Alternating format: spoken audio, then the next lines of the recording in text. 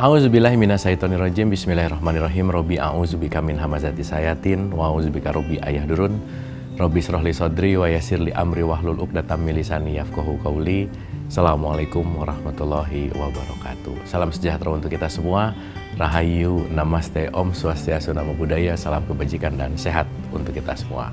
Kembali lagi di Tabula Rasa, tempat di mana kita sama-sama membuka pikiran, membuka hati, meniti ke dalam diri, belajar tentang hidup, bagaimana kita menambah pengetahuan dan kesadaran yang mudah-mudahan episode demi episodenya memberikan manfaat untuk kita semua.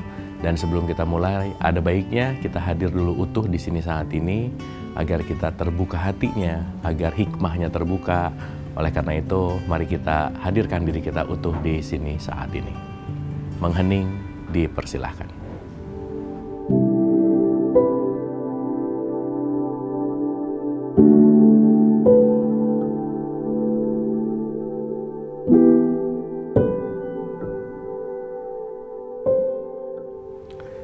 Terima kasih, mudah-mudahan kita sudah ada di halaman yang sama, di energi, vibrasi, frekuensi yang sama untuk sama-sama belajar. Kita sesama murid semesta yang terus-menerus ingin menambah wawasan. Dan saya bicara di sini bukan mau ceramah, bukan mau tausiah, bukan mau mengajari, bukan juga paling benar, tapi kita sesama murid sekali lagi yang terus-menerus mengarungi pembelajaran hidup ini. Di episode kali ini kita akan bicara tentang Al-Fatihah. Karena Al-Fatihah ini sesuatu hal yang sangat esensial. Karena tiap hari dalam tradisi Islam nih, di sholat itu Al-Fatihah itu dibaca diulang-ulang gitu. Tetapi ketika kita bicara tentang Al-Fatihah, ya kalau kita bicara bahwa di situ kalimatnya adalah ber-Al-Fatihahlah kamu gitu. Bukan membacakan Al-Fatihah sih sebenarnya. Berarti ber-Al-Fatihah di sini kita harus benar-benar paham. Berarti ber-Al-Fatihah di sini kita harus benar-benar menyadari apa makna dari Al-Fatihah itu sendiri gitu. Oke ya, kita akan elaborasi, kita akan sama-sama membuka, dan kita akan sama-sama masuk ke dalam kesadaran tentang Al-Fatihah. Nah, berbicara masalah Al-Fatihah dalam beberapa literatur, Al-Fatihah ini selalu dijadikan sebagai induk dari Quran, ibunya Quran gitu. Gitu ya, umul kitab, the mother of book gitu. Jadi ibunya dari semua Quran itu adalah Al-Fatihah itu sendiri gitu. Berarti kalau Al-Fatihah ini adalah ibunya Quran, Al-Fatihah ini punya pemaknaan yang sangat-sangat penting. Dan nanti kita ngerti kenapa itu diulang-ulang. Gitu ya. Jadi kalau mau digambarkan, Quran itu ada 6.136 ayat, katakanlah begitu.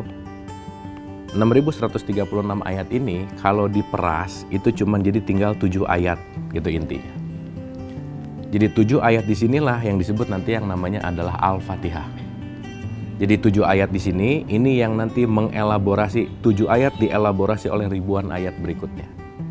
Maka Al-Fatihah menjadi sangat esensial karena kenapa? Itu adalah induk dari semua Quran. Bahasa gampangnya, menguasai Al-Fatihah pasti menguasai Quran, gitu intinya. Tapi menguasai di sini bukan masalah hafal, bukan masalah tahu, bunyi, bukan. Tetapi masuk ke dalam kesadaran Al-Fatihah. Sekali lagi, Nabi Muhammad itu mengatakan, ber-Al-Fatihahlah kamu ketika sholat, bukan membacakan sebenarnya. Ya, tapi ketika sekarang kita dibacakan, it's okay. Tapi jangan-jangan kita membacakan juga kita nggak ngerti isinya apa gitu. Kita nggak tahu isinya untuk apa. Padahal itu adalah bagian yang paling esensial di dalam sholat sebetulnya. Dan itu akan menjadi bagian esensial dalam kehidupan gitu. Karena nanti Al-Fatihah ini akan berkaitan dengan sholat kita, penghambaan kita, bagaimana kita ibadah. Dan di situ nanti kita akan memiliki kesadaran yang sangat esensial tentang Al-Fatihah. Jadi kalau dari 6.136 ayat, diperas itu tinggal 7 ayat. 7 ayat, diperas tinggal 1 ayat 1. Bismillahirrahmanirrahim. 1 ayat 1 diperas itu tinggal ba aja udah, gitu kira-kira. Karena nanti kita ngerti, buka tutupnya Al-Fatihah itu diawali dengan huruf ba, diakhiri dengan huruf nun, gitu kira-kira. Ini sebetulnya hanya memindahkan titik dari luar ke dalam.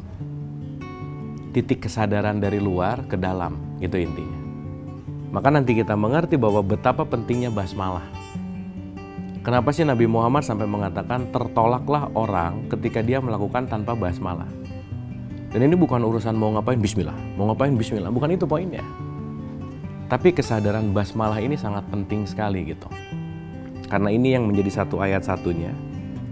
Ini yang menjadi opening dari semua Quran, bahwa basmalah ini punya esensi yang sangat penting untuk kita selami gitu. Oke ya. Nah, berbicara masalah ini, berbicara tentang Al-Fatihah ini, artinya Al-Fatihah ini adalah memindahkan kesadaran ilahiyah yang asalnya di luar diri kita ke dalam diri kita. Yang asalnya kita tidak menyadari Allah gitu, tidak menyaksikan Allah gitu. Tapi kita menjadi ahli dalam penyaksian. Maka udah kita ulang-ulang, kenapa syahadat dulu baru sholat gitu. Bagaimana saya mengingat sesuatu yang belum pernah saya ketemu. Dan pandangan sekarang ketemu Allah tuh bukan ketemu fisik gitu ya, enggak gitu. Karena sekali lagi, dia itu seperti gelas yang pecahannya tuh semua adalah bagian dia. Makanya di Al-Baqarah 115 selalu diulang-ulang, kemana saja kamu menghadap, di situ wajah Allah. Jadi once kita mulai menyadari bahwa kemana saja menghadap adalah wajah Allah, nanti kita akan menyadari bahwa kita akan lebih waspada dalam kehidupan gitu. Waspada agar tidak di take over oleh ego kita. Waspada agar tidak di take over oleh emosi kita. Dan yang paling penting, tetap dalam basmalah. Di surat 1 ayat 1 itu ada kata-kata yang penting untuk kita. Saya rasa ini semua hafal lah ya. Orang Islam tuh pasti nggak mungkin nggak hafal lah Al-Fatihah gitu ya. Bismillahirrohmanirrohim. Ini kalau kita melihat terjemahan, semua terjemahan tuh pakai menggunakan kata-kata dengan nama gitu.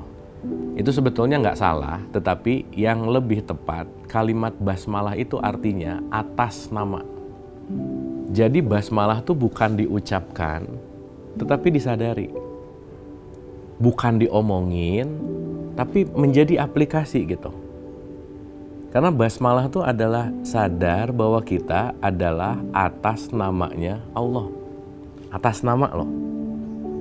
Berarti kalau atas nama, akunya tuh sebenarnya nggak penting gitu. Sehingga ketika akunya jadi penting, Allahnya jadi ketutup. Maka basmalahnya cuma jadi bunyi gitu. Maka basmalahnya cuma jadi dalam tanda petik dibeokan gitu ya. Kita udah ulang-ulang tuh. Nah maka bagaimana basmalah teraplikasi dalam kehidupan kita sehari-hari? Kita akan bahas beberapa saat lagi.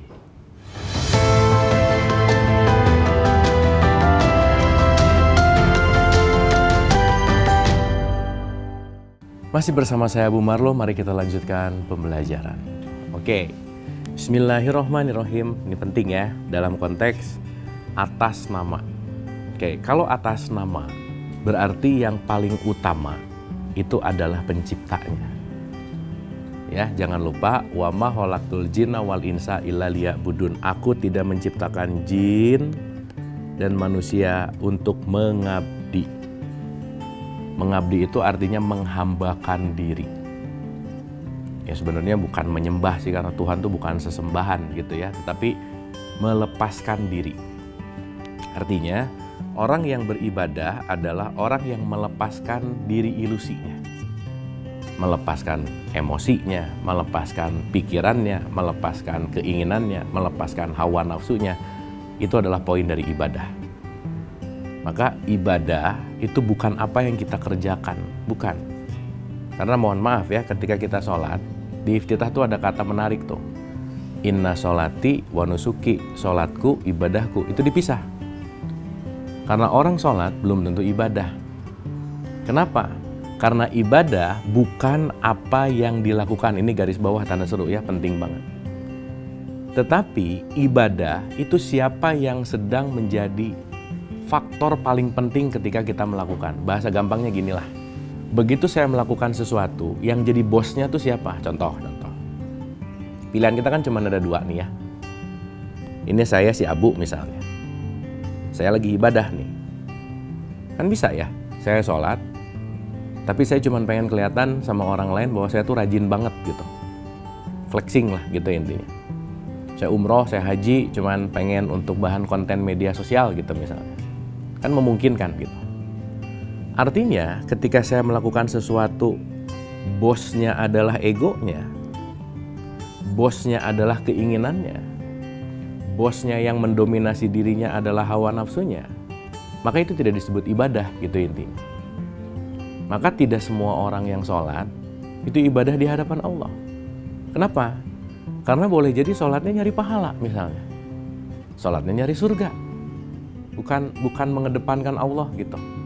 Atau sholatnya jadi minta banyak rejeki gitu. Tahajud rajin kalau proyeknya mau kelar gitu, kalau proyeknya mau tambah gitu misalnya. Sehingga di situ ada hubungan dagang jadinya dalam tanda petik. Nah, how come kita dagang sama Tuhan? Bagaimana kita beribadah kepada Tuhan ketika inisiasinya bukan penghambaan gitu intinya. Berarti saya mau melakukan ibadah karena ada keinginan di situ. Maka boleh jadi keinginan itu yang menjadi motif kita untuk melakukan apapun itu ibadah. Maka begitu motif-motif itu hadir, ego, pikiran, emosi, itu sama sekali tidak berbasmalah gitu intinya. Nah, gimana sih berbasmalah? Yuk kita renungkan. Sekali lagi ya, ini penting banget bahwa bukan apa yang kita lakukan, tetapi sikap hati kita ketika melakukan itu yang penting. Karena begitu sikap hatinya dikedepankan adalah ego, mau sholat 5 waktu, mau umroh, bukan ibadah gitu. Maka kenapa sih Quran mengatakan fawailul lil musholin, celaka tuh orang yang sholat. Kenapa? Ya balik lagi tuh, motif utamanya bukan Allah gitu. Motif utamanya adalah keinginanmu. Apakah sholatnya ada vested interest, ada keinginan? Apakah sholatnya didorong oleh motivasi apapun gitu ya, kepentingan kita misalnya.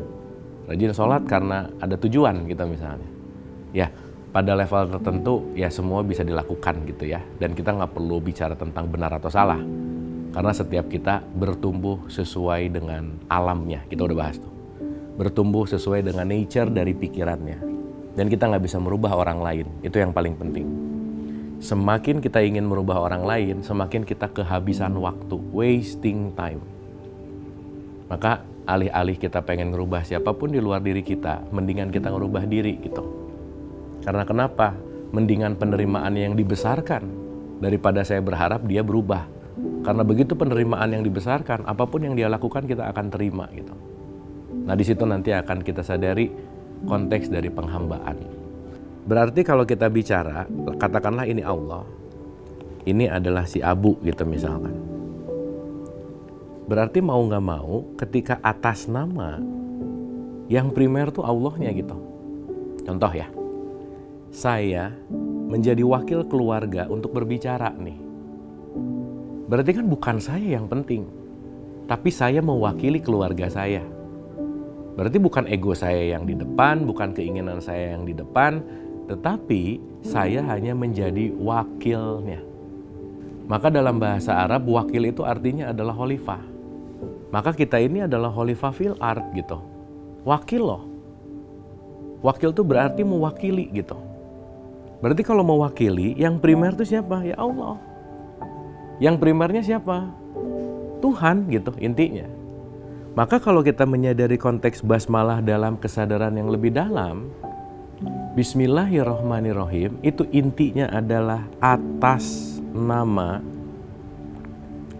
loh ya, Allah Rahman Rahim. Dimana nanti kita mengerti bahwa Allah mengenalkan dirinya dengan kasih sayang. Maka kembali ke cara berpikir gitu ya. Dimana kalau dogmatis banget itu biasanya kasih sayangnya jadi hilang gitu. Yang dikedepankan adalah menyalahkan terus. Yang dikedepankan adalah konfliknya terus. Padahal tiap hari kita mengatakan basmalah gitu. Bukankah basmalah ini kita menjadi wakilnya Tuhan? Kita menjadi bawahannya dalam tanda petik untuk melakukan tugasnya. Karena kenapa? Once nanti kita mengerti, inti dari semua adalah kesadaran bagaimana kita merasa sebagai hamba, bukan sebagai Tuhan. Karena ingat, Tuhan itu segala yang mendominasi kita. Entah itu ego kita, entah itu dalam tanda petik hawa nafsu kita. Maka mudah-mudahan ketika kita berbasmalah, contoh, begitu kita melakukan apapun pekerjaan, bismillah, yang dikedepankan adalah Allahnya, bukan akunya. Sehingga dengan basmalah kita akan sadar bahwa aku nggak sanggup sebenarnya ngerjain ini gitu. Kan kita bisa lupa ya. Kadang-kadang si sombongnya keluar begitu ngerjain nolong misalnya. Terus tiba-tiba bilang, kalau nggak saya tolong, mati tuh. Kalau bukan saya yang ngajarin, nggak bisa tuh. Akunya jadi dominan. Akunya jadi dalam tanda petik di depan gitu. Nah, disitulah nanti kita akan mengerti. Tertolaklah amal kita. Kalau kita bicara tentang ukuran amal. Ketika kita melakukan tidak mengedepankan kasih sayang Allah. Maka apapun yang kita lakukan, dasarnya adalah kasih sayang. Seperti apa aplikasinya? Mari kita bahas beberapa saat lagi.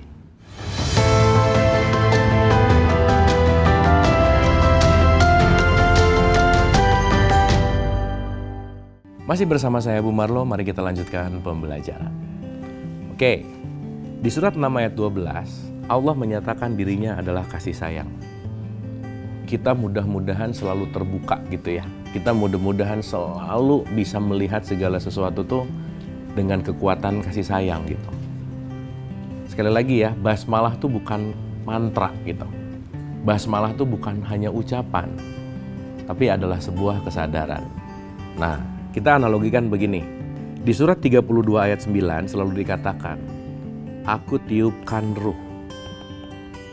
Jadi jangan lupa nih, diulang-ulang, mudah-mudahan setiap pengulangan menjadi kesadaran yang lebih dalam.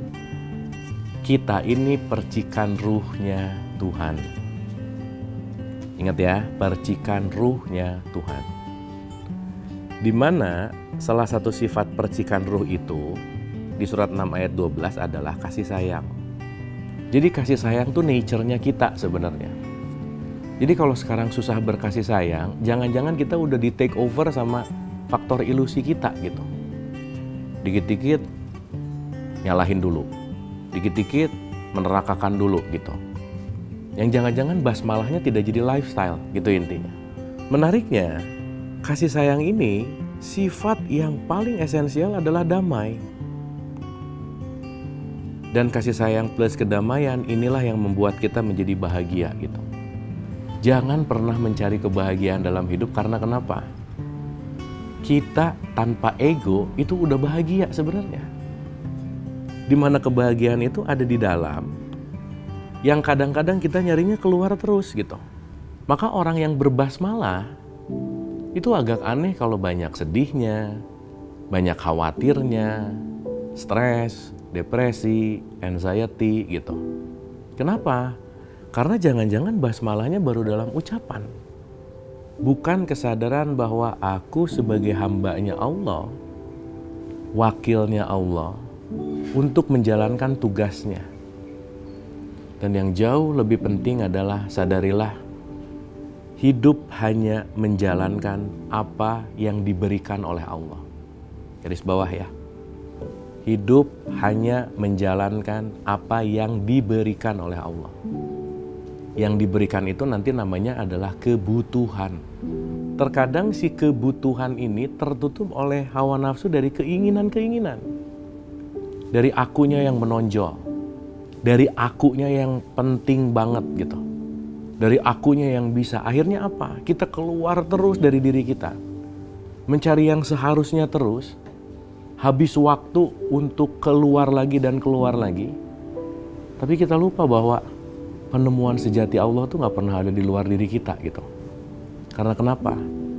Di surat 50 ayat 16, dia lebih dekat kepadamu dari urat leher. Di surat 57 ayat 4, di mana saja kamu berada, di situ ada dia. Coba. Yang akhirnya, begitu kita tidak menyadari betapa dekatnya Allah, simple. Kebanyakan orang sedikit-sedikit ngomongnya adalah kita serahkan segala sesuatu kepada yang di atas gitu misalnya. Yang mana? Kalau kita bicara kosmos, atas juga sebenarnya nggak jelas loh. Saya bicara atau saya dalam posisi gini atasnya gitu. Saya balik atasnya di bawah. Saya balik atasnya di sana dan seterusnya. Gimana mau tahu apa yang di atas kalau atas aja kita nggak tahu gitu. Dan kita dalam tanda petik kehilangan arah. Karena kenapa? Kita lupa bahwa Bismillahirrahmanirrahim itu poin di mana atas nama. Berarti kita wakil. Berarti primary diri kita adalah kasih sayang. primary diri kita adalah Allah itu sendiri gitu. Bahasa sederhananya, kalau kita masih ingat pelajaran TK SD, sifat Allah itu kan yang nomor satu wujud, baru kidam, bako, dan seterusnya. Di satu sisi Allah itu disebut juga goib. Jadi pertanyaannya, Allah itu wujud atau goib? Kalau selama ini kita berbicara goib itu nggak kelihatan, ya oke. Tapi wujud itu kan semuanya berpartikel. Ingat ya, kita ulang-ulang juga ini, jangan bosan gitu. Allah tuh seperti gelas yang dipecahkan, pecahannya semua adalah bagian dari gelas. Cuman mungkin beda ukurannya, beda warnanya, dan kita semua adalah bagian dari Allah itu sendiri. Oneness. Oleh karena itu, once kita mulai menyadari basmalah ini bukan hanya ucapan, basmalah ini bukan hanya ritual. Kan kadang ketika sholat, Bismillahirrahmanirrahim gitu ya. Tapi lupa bahwa basmalah di sini bukan hanya untuk diucapkan dalam Al-Fatihah gitu. Tapi berbasmalahlah setiap saat dalam detik kehidupan. Mari jadikan basmalah ini sebagai pengingat gitu. Begitu kita keluar lagi dengan ego, kita basmalah lagi. Begitu kita keluar lagi dengan hawa nafsu, kita basmalah lagi. Ingat yang penting tuh Allahnya. Kita tuh semua nggak penting sebenarnya. Jadi kita nggak usah ngerasa penting juga sih sebenarnya. Karena kenapa? Tidak ada daya dan upaya dalam tanda petik apa yang kita lakukan kecuali datang dari kekuatannya, kecuali datang dari sumbernya, kecuali datang dari apapun yang diridhoi oleh Allah Subhanahu wa Ta'ala. Al-Fatihah itu induk dari Quran. Oke, dari 6136 ayat itu induknya Al-Fatihah. Kalau diperas, Al-Fatihah itu cuma jadi basmalah. Jadi saripati Quran itu cuma bismillah sebenarnya. Jadi kalau nanti kita sadari, bismillah itu se-Quran sebenarnya. Dan nanti kita menyadari bahwa basmalah di sini sadar penuh bahwa kita adalah wakilnya. Kita ini hanyalah dalam tanda petik ya, bawahannya. Maka ibadah, sekali lagi, bukan apa yang kita lakukan, tetapi sikap hati ketika kita melakukan. Siapa yang menjadi bosnya pada saat melakukan. Disitulah kenapa penting untuk kontemplasi. Disitulah kenapa penting untuk meniti ke dalam diri. Karena bertafakur sejenak itu lebih baik daripada ibadah ratusan tahun gitu. Itulah kemuliaan sholat gitu. Di mana sholat mengajak kita. Di mana sholat membuat kita untuk berjarak dengan ego kita, pikiran kita.